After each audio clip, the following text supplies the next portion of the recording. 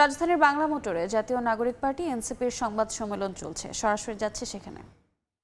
যারা গিয়েছে আমাদের শহীদ পরিবার এবং আহতদের পুনর্বাসন, বিচার, সংস্কার, এই গণঅভ্যুত্থানের আকাঙ্ক্ষাগুলো তদারকি করার জন্য তারা গিয়েছিল। ফলে তাদের সিদ্ধান্ত তারা সরকারের থেকে কখন বের হবে বা আদৌ হবে কিনা, কিন্তু আমরা আমাদের প্রত্যাশা যে গণঅভ্যুত্থানের আকাঙ্ক্ষার ভিত্তিতে সরকার গণঅভ্যুত্থানের বৈধতা, সেই আকাঙ্ক্ষাগুলো বাস্তবায়নে ছাত্র উপদেষ্টা সহ সকল উপদেষ্টা একত্রে কাজ করবে।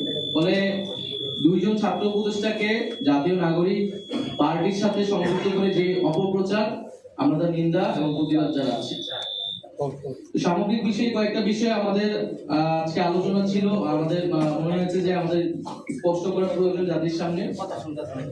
আপনাদের যদি প্রশ্ন উত্তর থাকে, আমরা সেই প্রশ্নের প্রেক্ষিতে বাকি আলোচনা করব। সরাসরি যুক্ত ছিলাম বাংলা মোটরে।